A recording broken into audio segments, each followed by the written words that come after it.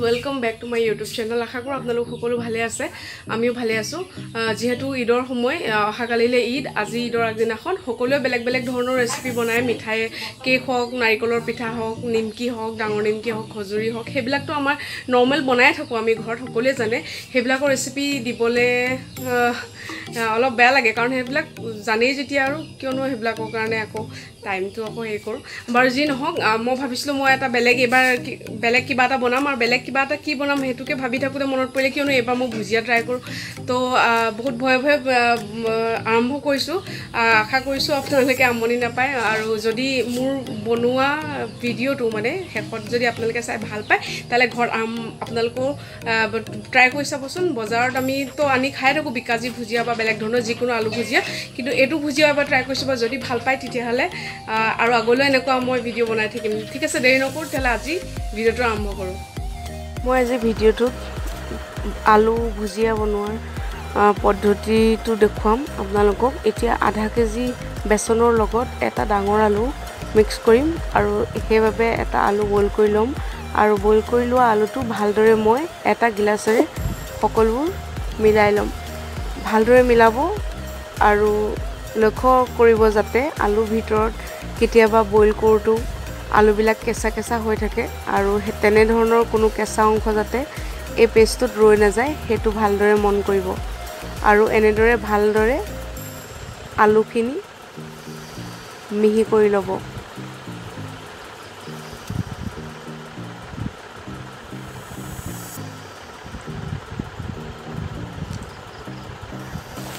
আলুখিনি মিহি কৰাৰ পাছত এই আলুখিনিৰ লগত আমি আন্দাজৰ মতে মছলা এড কৰিম প্ৰথমতে আমি 1 চামুচ হালধি লম হালধি আমি যিমানখিনি বেসন দিম তাৰ ওপৰত নিৰ্ধাৰিত কৰি দিম লগতে ৰংগুৰি অৰ্থাৎ কাশ্মীৰী মিৰ্চ যেটো কালাৰ আহে হেতু দিব আন্দাজ অনুসৰি তাৰ পিছত আমি জিৰা ধনিয়া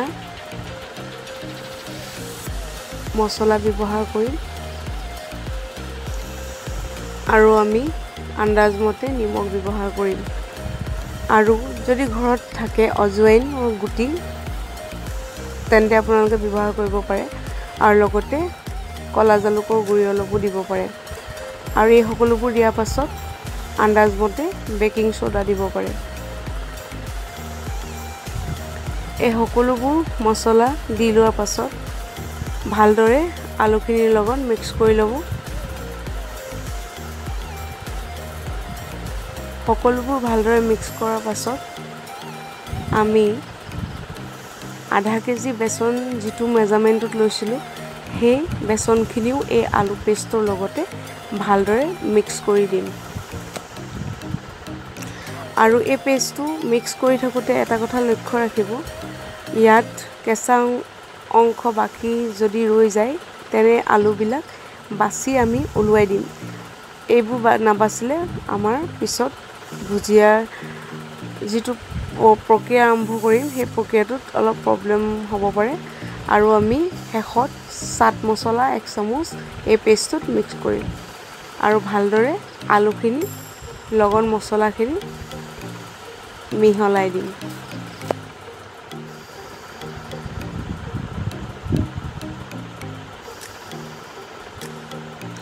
এয়া কেঁচা আলু ৰৈ গৈছিলে মই উলুৱাই দিছো আপোনালোকো তেনে ধৰণে যদি থাকে আপোনালোকৰ আলু ভিজি গলে বাৰু কোনো কথা নাই যদি নিহিজে তেন্তে এনেদৰে উলুৱাই দিব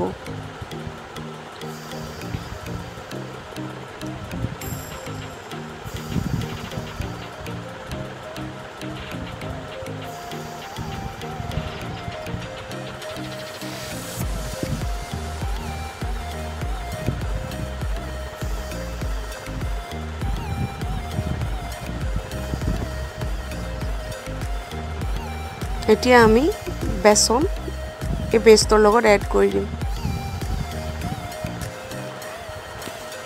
বেসনখিনি দিয়া হোৱাৰ পাছত ইয়াত আমি অলপমান ৰিফাইন অইল মিক্স কৰিম আৰু ৰিফাইন মিক্স কৰাৰ পাছত আমি অলপ পানী দিম যাতে আমাৰ পেষ্টটো ভালদৰে বনি যায় বেছি টানো নকৰিব বেছি ঢিলাও নকৰিব নিজৰ আন্দাজ অনুসৰি পেষ্টটো বনাই ল'ব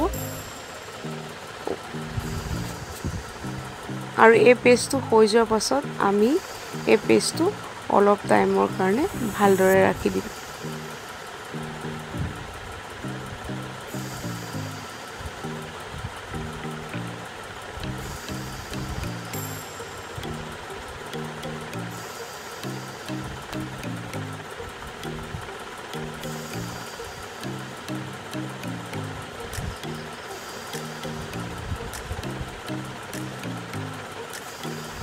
পেষ্ট অলমোস্ট ৰেডি হৈছে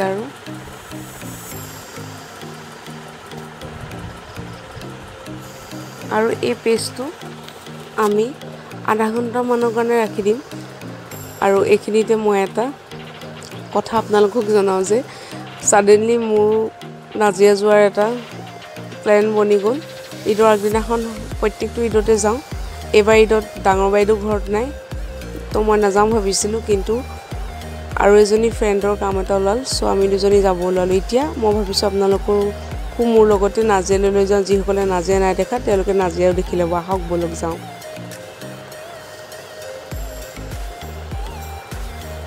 এয়া মোৰ ঘৰৰ পৰা নাজিয়ালৈ যোৱা ৰাস্তা মই একচুৱেলি নাজিয়াৰ লিগিৰ পুখুৰীত থাকোঁ আৰু লিগিৰ পুখুৰীৰ পৰা নাজিয়ালৈ বৰ বেছি দূৰো নহয় অলপ দূৰ ধৰি লওক 5 মিনিটৰো ৰাস্তা নহয় এয়া মই বৰ্তল পাব লৈছোঁ বৰ্তলৰ হোৱা ৰেল ক্ৰছিংটো আপোনালোকে দেখা পাইছে স্ক্ৰীনত এই ৰেল ক্ৰছিংটো পাৰ হৈ বৰ্তল তিনিআলি আছে বৰ্তল তিনিআলি আপোনালোকে এতিয়া দেখা পাব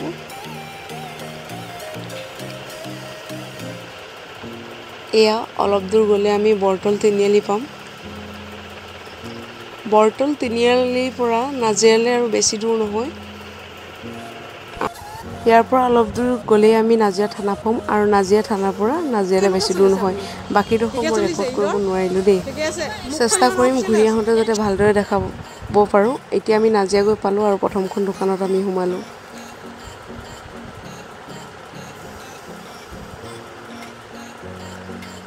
সেইখন দোকানৰ পৰা আমি নেক্সট দোকানখনত সোমালোঁ এইখন দোকান ৰেহেণ্ডাৰ দোকান হয় ইয়াতে আমি জোতা লওঁ আমাৰ লগৰ গোটেইখিনি তো ইয়াতে মই সৰু সুৰাকৈ মানে এযোৰ সৰু সুৰা জোতা এযোৰ ল'লোঁ আৰু মোৰ ফ্ৰেণ্ডজনীও ল'লে লৈ আমি ওলাই আহিলোঁ আৰু এতিয়া মোৰ গন্তব্যস্থান হ'ল ৰাজস্থানী মিঠাই ভাণ্ডাৰ নে মিষ্টি ভাণ্ডাৰ কিবা এটা আছিল হোটেলখনৰ নাম মই ইমান নাজানো এওঁলোকৰ ইয়াত ইমানেই মজা দৈ পোৱা যায় মিঠা দৈ তো মই ভাবিলোঁ কালি ঈদ যিহেতু মিঠা দৈ নোখোৱাকৈ কেনেকৈ ঈদ হ'ব যদি পাৰোঁ আৰু পৰাপক্ষত তেতিয়াহ'লে আনিব চেষ্টা কৰোঁ সৰুটো স্ক্ৰীনত দেখা পোৱা গৈছে নাজিয়া সদৰ মছজিদটো বিৰাট মৰম লগা মছজিদটো অলপ আগলৈ গ'লে সেই মছজিদটো পোৱা যাব মই এতিয়া যাম মিঠা দৈ আনিবৰ বাবে ফ্ৰেণ্ডজনীক তাতে এৰিলোঁ আৰু মই গৈছোঁ মিঠাই দোকানলৈ আহক আপোনালোককো লৈ যাওঁ মিঠাই দোকানখনলৈ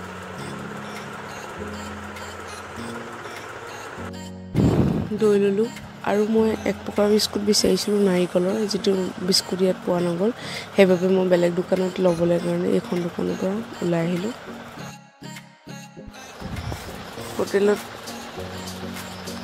বিচৰা বস্তু নাপালোঁ এটা বস্তু পালোঁ বস্তুটো লৈ ওলাই আহিলোঁ মোৰ ফ্ৰেণ্ডজনী য'ত ৰৈ আছিল মই তালৈ আহিলোঁ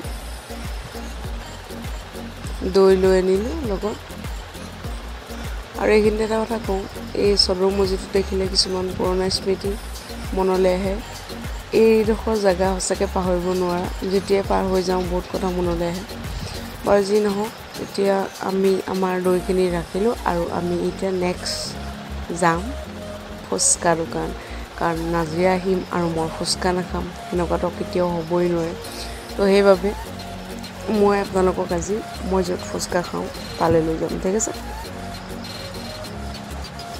এয়া মই আহিলোঁ মহেশদাৰ দোকান মহেশদাৰ দোকানত আহি গম পালোঁ যে মহেশদাৰ ওচৰত আজি ফুচকা নহয় বহুত বেয়া লাগিছিল তথাপিও বাৰু চানা খাই মনটোত ঠিক লগালোঁ তেওঁৰ ওচৰত মোৰ ফেভৰেট চানা মই যিটো খাই ভাল পাওঁ সেই চানাখিনি বনালোঁ আৰু বনাই লগত লৈ আহিলোঁ।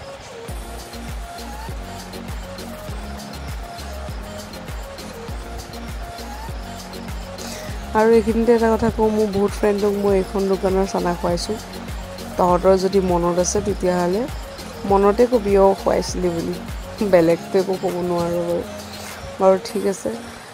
এইখন দোকানতো বহুত স্মৃতি জড়িত হৈ আছে, সময়ৰ লগত যিবোৰ হেৰাই গ'ল বাৰু সেইবিলাক এতিয়া পাতি লাভ নাই। মহেশৰ দোকানৰ পৰা চানা লৈ চিধা লগৰজনী মই ঘৰলৈ বুলি ৰাওনা হ'লোঁ।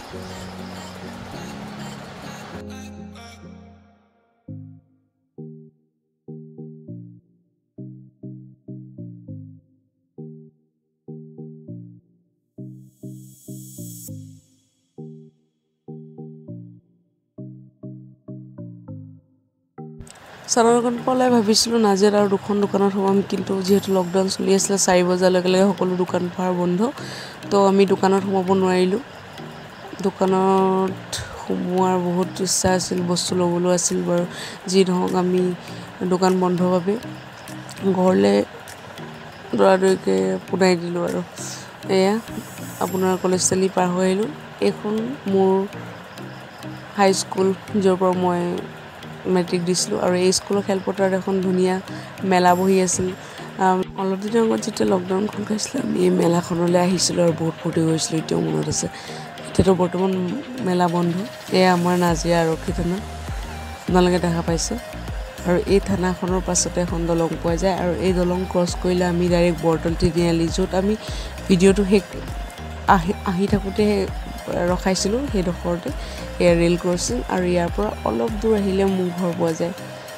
এইডোখৰলৈকে যিসকলে চিনি পাইছে। একচুৱেলি এইডোখৰ মই এইটো কাৰণে বনালোঁ নাজিৰাৰ ভিডিঅ'টো, কাৰণ যিসকলে নাজিৰা নাই দেখা তেওঁলোকে দেখিলে, লগত মোৰ এজন ভাল ফ্ৰেণ্ডে নাজিৰা অহা নাই, তেখেতৰ বাবেও এই ভিডিঅ'টো বনালোঁ, যাতে তেখেতে ভিডিঅ'টো চাই আমাৰ নাজিৰাখনৰ বিষয়ে এখন আভাস ল'ব পাৰে।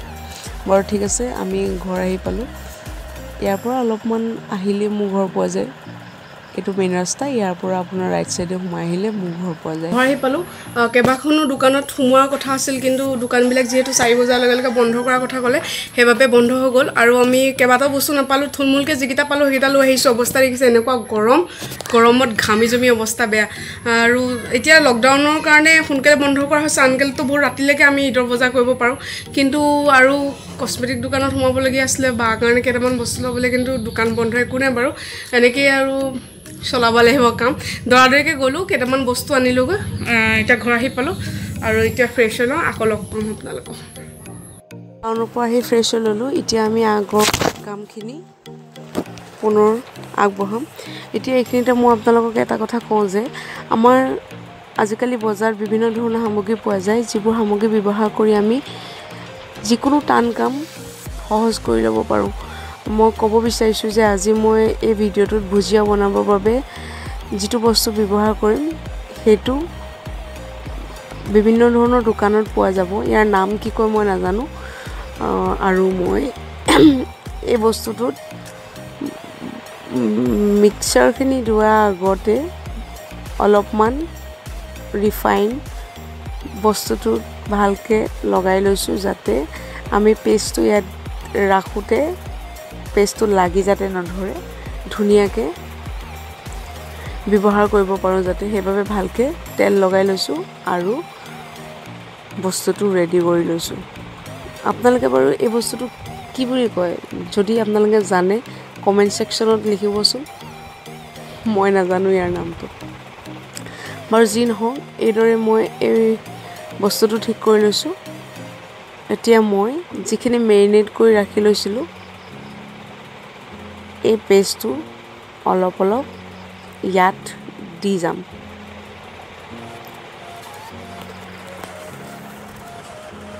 নিজৰ সুবিধা অনুযায়ী ইয়াৰ শ্বেপটো বনাই লৈ তাত দিয়ক।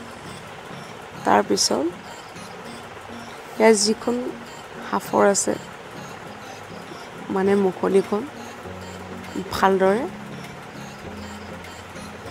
লগাই ল'ব।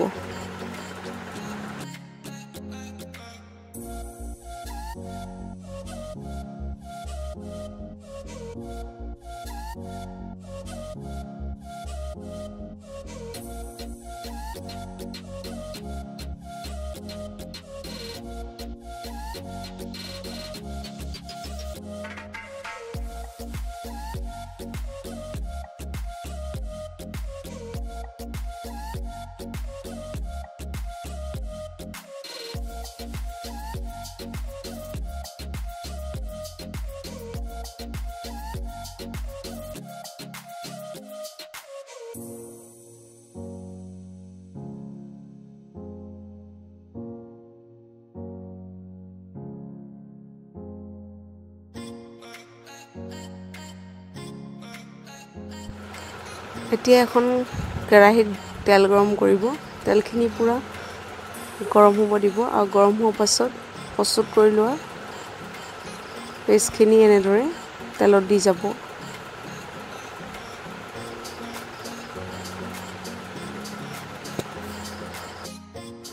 আৰু গোটেইখিনি যাতে একেলগে লাগ খাই নাযায় সেইটো ধ্যান ৰাখিব।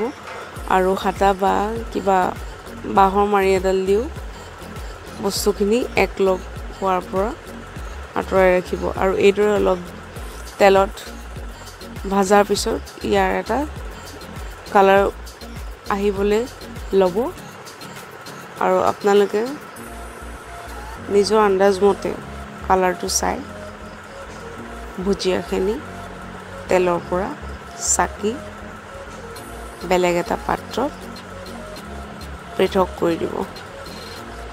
আৰু তেল থাকে যিহেতু সেইবাবে কেইখনমান কাগজ পাৰি দিব যাতে ইয়াৰ এক্সট্ৰা অইলটো কাগজকেইখনে শুহি লয় আৰু ভুজিয়াখিনি অইলি হৈ নাথাকে।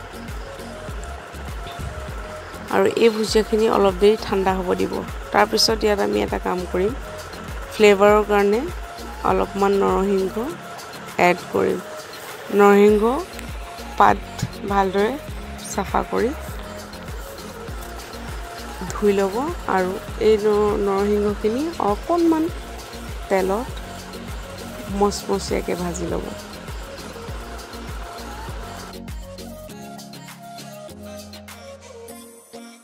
কেৰাহীত অলপ তেল দি পাতকেইখিলা ভাজি ল'ব আৰু ভজাৰ পিছত নমাই ঠাণ্ডা হ'বলৈ দিব। এতিয়া ঠাণ্ডা হ'বলৈ দিয়া ভুজিয়াত অলপমান সোৱাদৰ বাবে চাট মছলা আৰু ব্লেক সল্ট, ক'লা নিমখটো ৰেডিমেড দোকানত কিনিব পাৰি। ঘৰত থাকিলে ক'লা নিমখ ভাঙি দিব পাৰে আৰু যদি দোকানৰ পৰা অনা আছে এনেকুৱা ক'লা নিমখ এই ভুজিয়াখিনিত দি ভালদৰে লৰাই দিব। আৰু নিজৰ ইচ্ছামতে ভাঙি ল'ব, কিয়নো দীঘল দীঘল হৈ থাকে নুডলছৰ নিচিনা। তো দীঘল দীঘল হৈ থাকিলে প্ৰব্লেম হয়, সেইবাবে নিজৰ চাইজ মতে ভাঙি দিব এনেকৈ। আৰু তলত যিহেতু আমি কাগজ পাৰি থৈছিলোঁ সেই কাগজত এক্সট্ৰা অইলটো লাগি গৈছে, এয়া দেখিছে। সেই এক্সট্ৰা অইলখিনি লগা কাগজ তাৰ পৰা আঁতৰাই দিব আৰু তেলটো আঁতৰি যোৱাৰ পাছত ভুজিয়াখিনি একদম মচমচীয়া হৈ যাব।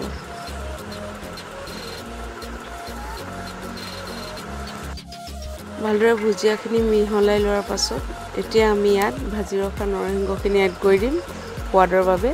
আৰু ভুজিয়া আৰু নৰসিংহখিনি ভালদৰে মিক্স কৰি দিম ধুনীয়াকৈ। এয়া আপোনালোকৰ সন্মুখত ঘৰত বনোৱা ধুনীয়া মচমচীয়া আলু ভুজিয়া ৰেডি হৈ গ'ল। আৰু আপোনালোকে সকলোৱে এবাৰ ঘৰত ট্ৰাই কৰি চাব, কেনেকুৱা হয় জনাব। ময়ো এয়া প্ৰথমবাৰৰ বাবে ট্ৰাই কৰিছিলোঁ। ভুজিয়া ৰেচিপি ৰেডি, আপোনালোকে চাব আৰু ট্ৰাই কৰিব ঘৰত। আৰু কালি ৰাতিপুৱা জলপানৰ বাবে আজি ঠিক ঠাক কৰি থ'ব লাগিব। সেইকাৰণে এতিয়া কালি জলপানৰ কাৰণে এতিয়া মাছ বনাম, মাছ ৰেডি কৰিম কালিৰ কাৰণে।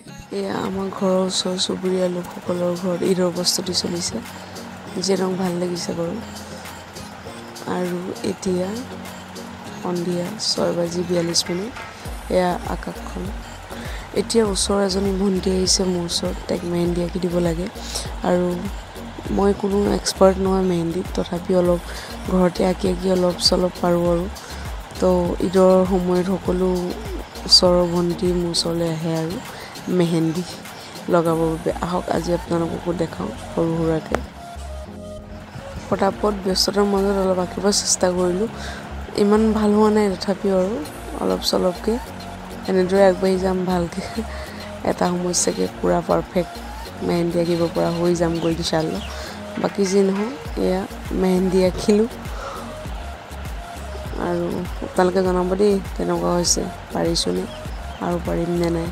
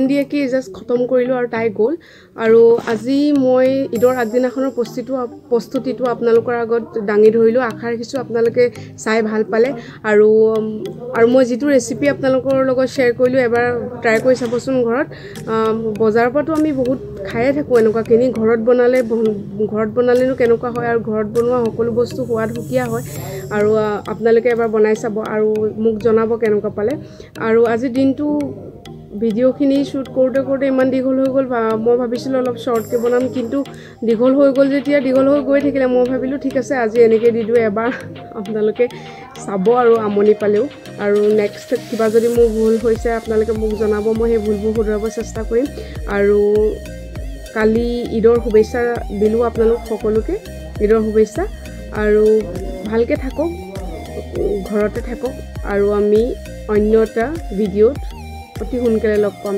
তেতিয়ালৈকে বাই বাই খৰ ৰান্ধনি খৰ বানি বোলে সেইদিনাখন বেচন হেৰি দিব লাগিব